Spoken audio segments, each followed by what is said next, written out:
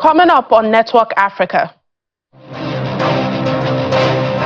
At least 13 people killed after a deadly landslide in southern Ethiopia.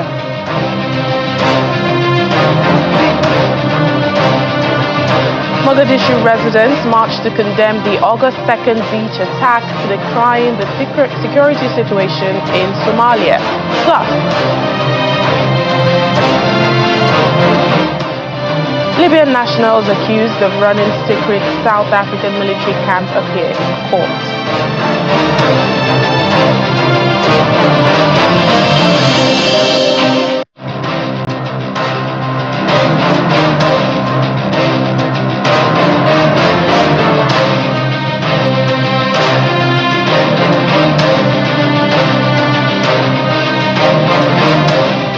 Hello and welcome to the program. Thank you so much for joining us at this time.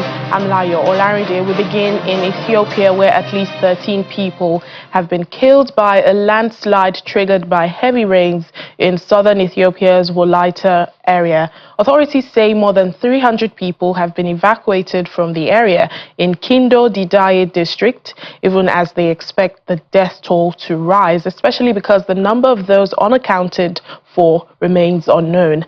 According to the regional government, a frantic rescue effort is underway. Monday's landslide appeared to be less deadly than the one that occurred last month in another area in southern Ethiopia, where more than 200 people lost their lives. Well, landslides are common during Ethiopia's rainy season, which begins in July and is expected to last until mid-September.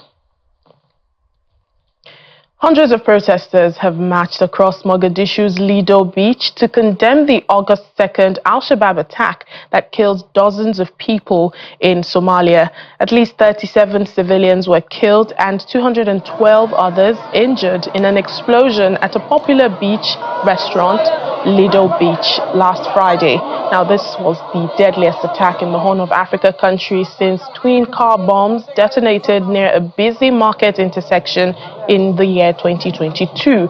That killed at least 100 people and wounded 300 others.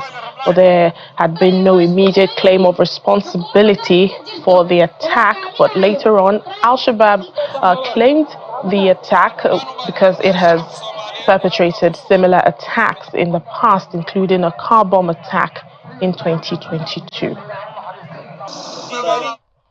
Let's head over to North Africa now. Tunisian President Kais Saied has filed papers to run in the October presidential election.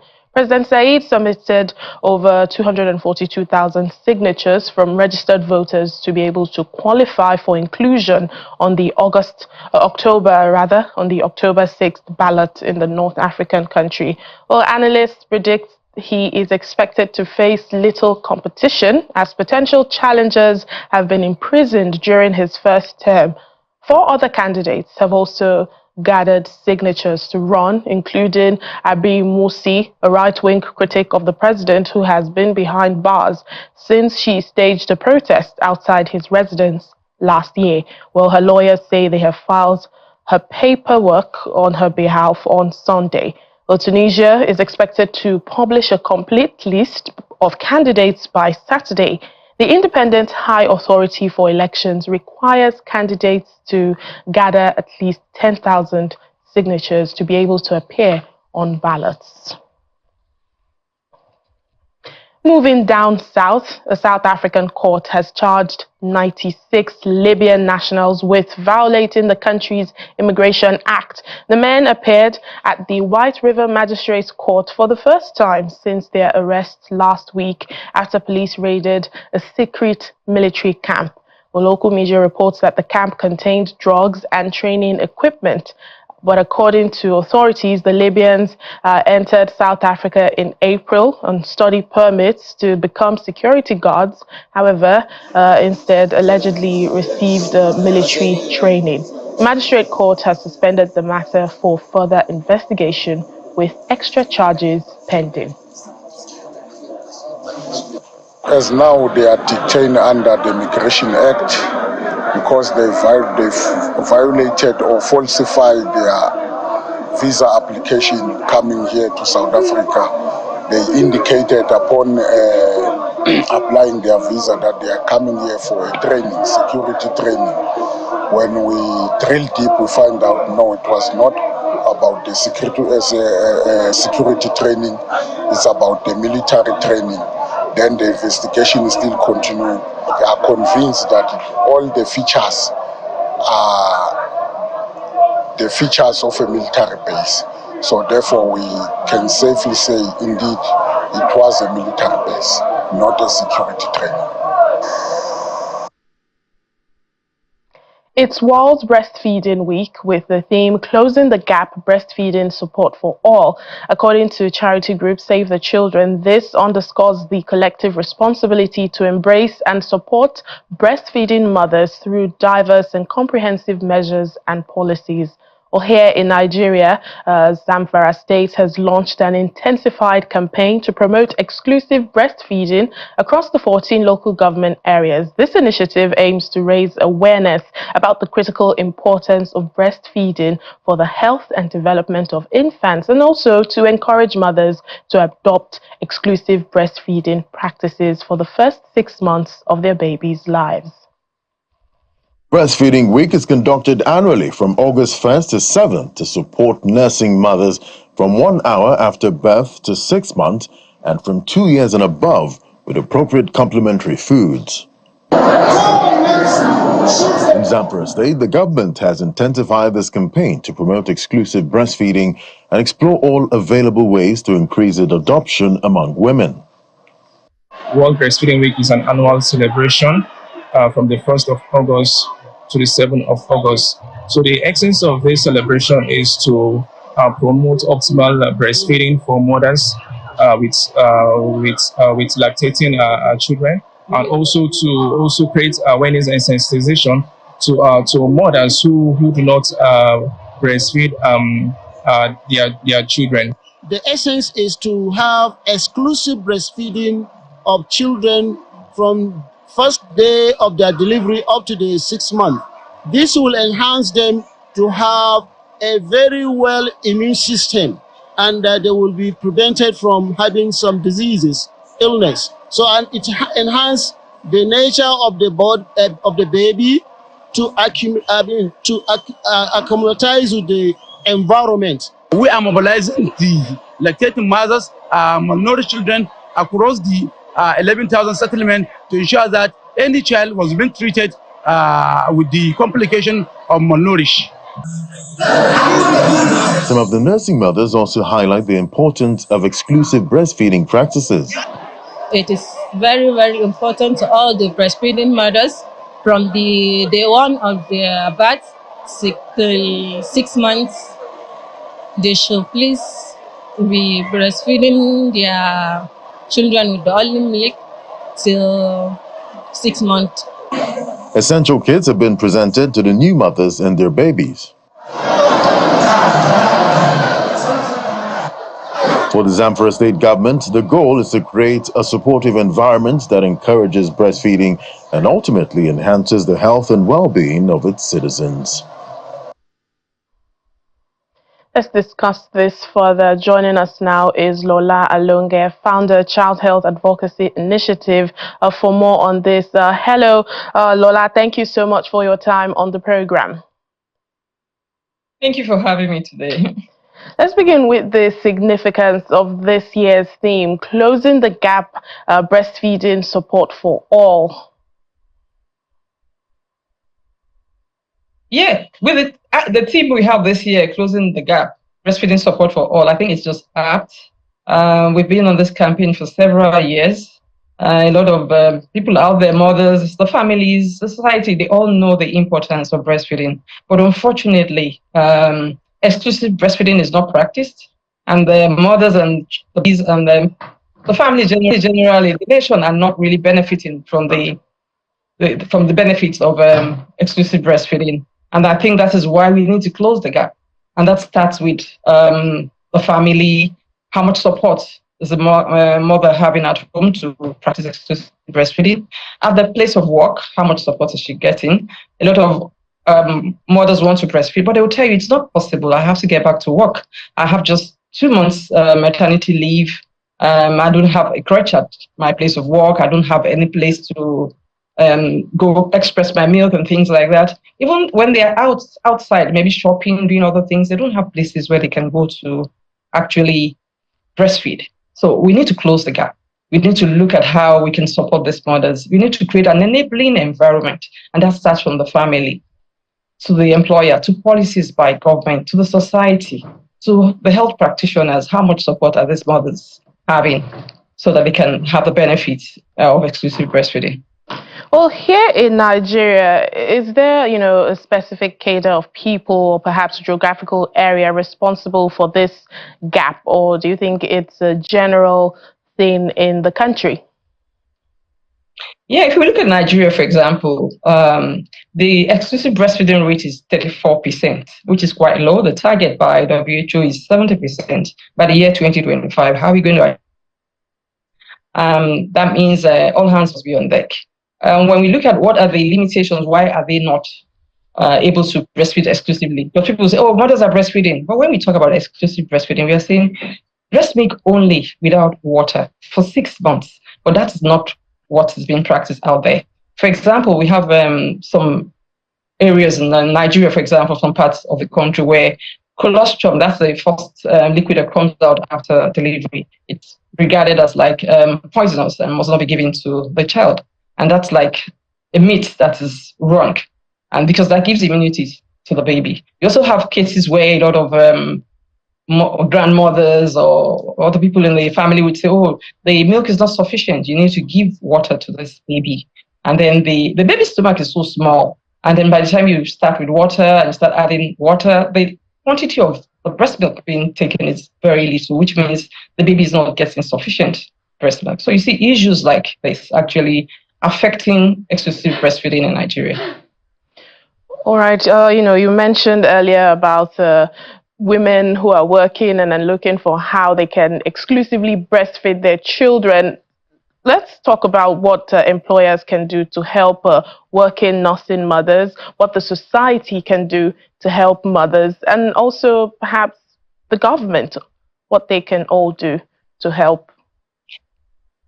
Yeah, that's a good one, because every mother, most women out there, most mothers are working mothers and they need that support. And I'm happy the Minister of Health this year during the press briefing actually mentioned that it's now mandatory for every workplace to have like a crèche or a place where the mother can go to breastfeed, or a kind of breastfeeding rooms somewhere. And I hope this will be enforced. So with that, mothers can feel relaxed, maybe take their babies to work with them, or at least have a place where they can express the milk when they are at work. And also, when we talk about places set aside in public where they can breastfeed, I think this is important, because my organization, Childhood Advocacy Initiative, we have something which we call the Breastfeeding Suite, Mama Joy Breastfeeding Suite, which we have located in some areas. But I think we need to have more of such places, such breastfeeding corners for mothers, breastfeeding suites, breastfeeding rooms for mothers, probably at the bus stations. We have very nice bus stations now, at the airports, or even shopping malls and different places like that. So we need to look at how employers can support, government can support, and of course, even with maternity leave. Out of 36 states, I think just 6 states have 6 months maternity leave. I'm sure the government can do better. The benefits, breastfeeding saves lives and money. Breastfeeding is not just the benefits of the family, it's for the whole nation. So I know in Nigeria, we need to do better. I'm happy the minister is currently looking at issues surrounding support in breastfeeding, and I think it will go a long way if they can actually implement everything. Right then, thank you so much. Founder, Child Health Advocacy Initiative, Lola Alonge. Thank you so much for your thoughts on the program. Thank you. Russia has donated a batch of anti-cholera supplies to Zimbabwe, including drug kits, consumables, and medical equipment, with the help of the World Health Organization in Harare. Now, Zimbabwe's Minister of Health and Child Care, Douglas Moshora, expressed his gratitude to the Russian government for the gift, stating that their support is an important contribution to the fight against cholera. He also adds that the drugs are critical in treating the sick and will be distributed to areas that are most needed to prevent death. Well, the Russian ambassador to Zimbabwe, Nikolai Krasilnikov, announced that in addition to the treatment kits, Moscow would also be providing financial support to train medical personnel and deploy Russian experts to assist in emergency operations. Hold the ceremony of handing over cholera treatment kits produced in Russia, and due to the decision by the government of my country donated to the government of the brotherly Zimbabwe and delivered to Harare with a great assistance provided by the World Health Organization. In addition to strengthening the potential of WHO logistics, Russia finances training of medical personnel using new components and tools for distance learning, as well as provide Russian personnel participation in emergency operations. It is indeed my singular honor to be here today to receive this crucial donation on behalf of the government of Zimbabwe.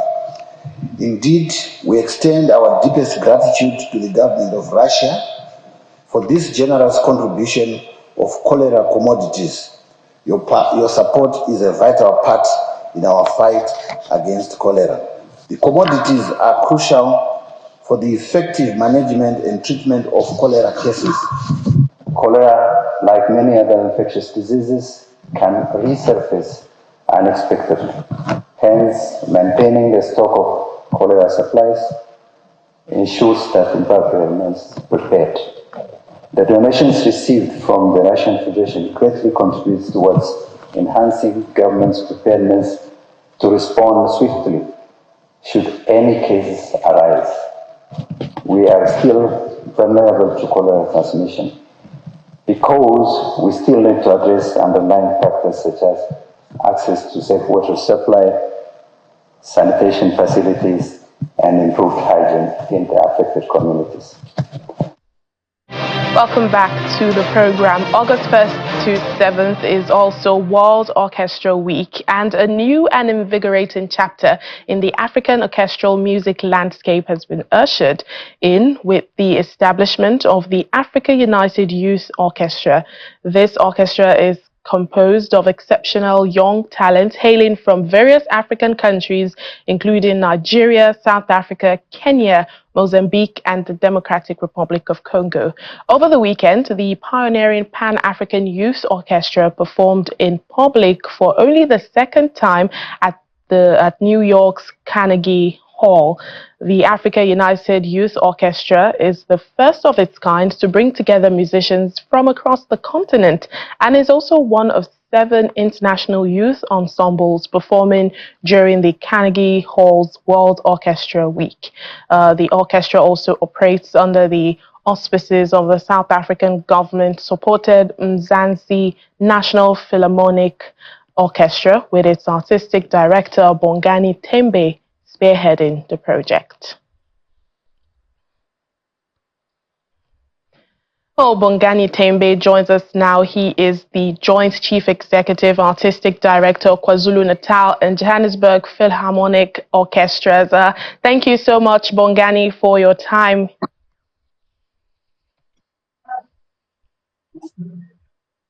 Bongani, if you can hear me, let me start by congratulating you and the group on the performance on the world stage in New York. Tell us, how did it go? Was it difficult preparing for this event? Thank you very much. We're just so delighted about the success of the Africa United Youth Orchestra at Carnegie Hall, and the audiences embraced it. But it just was so wonderful to see young musicians from all corners of Africa get together and showcase the talent of Africa. It was heartwarming, and we were so delighted.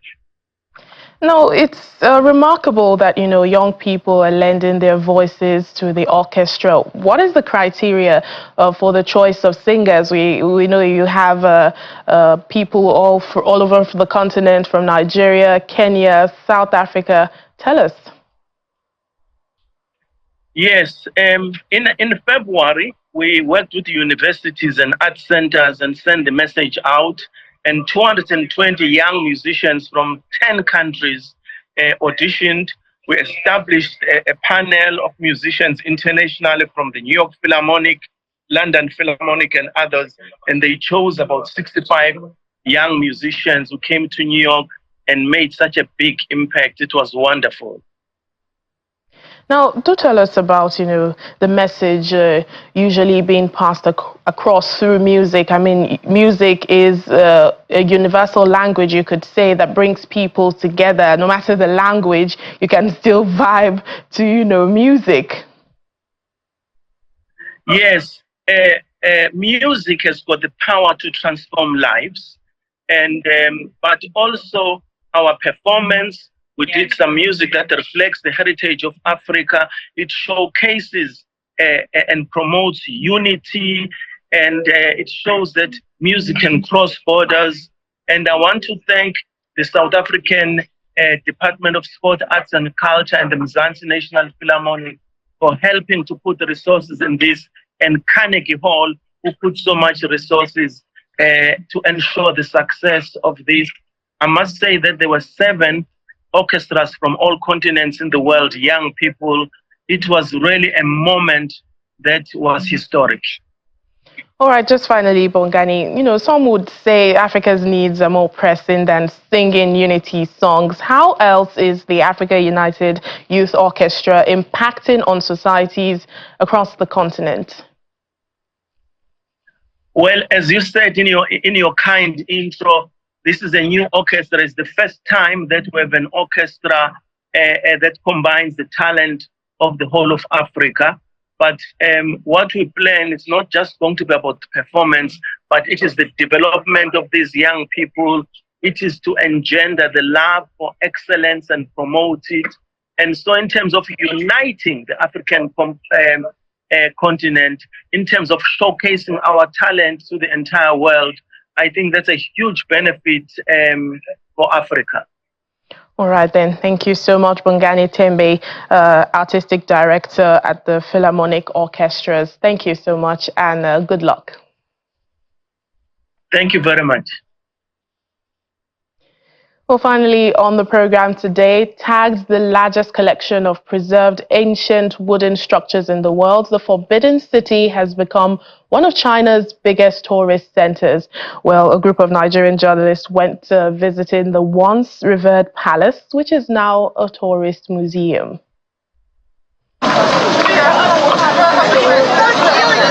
It's the thick of summer in the People's Republic of China, and it has encouraged a beehive of activities around tourist spots in the country.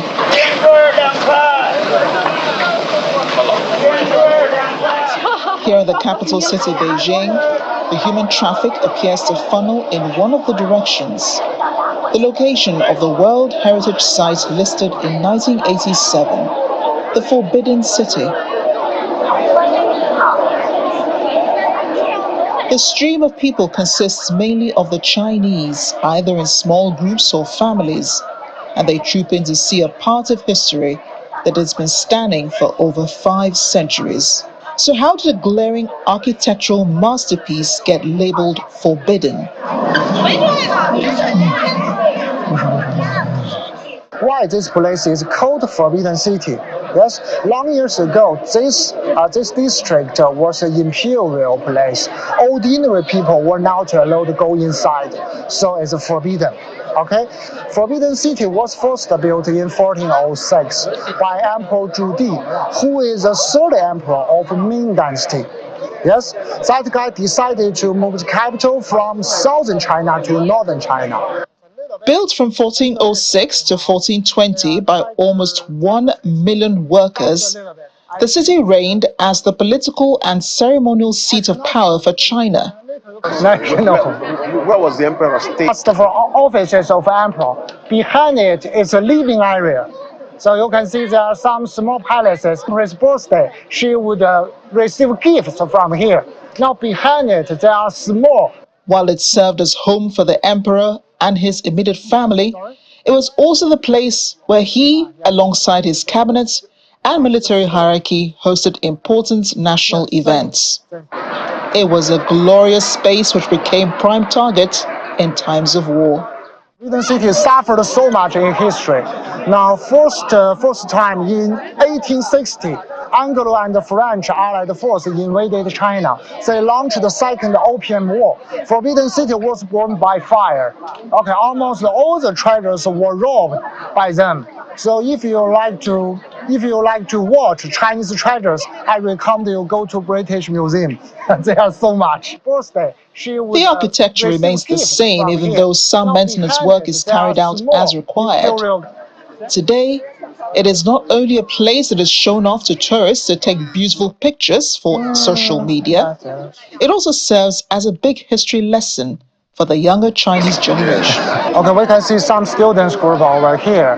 Nowadays, we emphasize the Chinese culture now in education.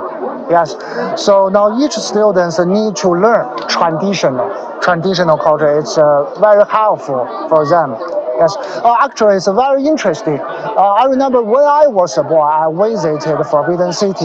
Now some guys, took a rock T-shirt of Beatles, Michael Jackson, Queen, and so on. So you can see the conflict between Chinese culture and the Western culture. Well, nowadays we have developed so much. Now people begin to realize that now how about the meaning for Chinese. So now government and some department emphasize the traditional culture education. And they're happy to share this history and heritage with the rest of the world as they remain friendly and warm towards all tourists.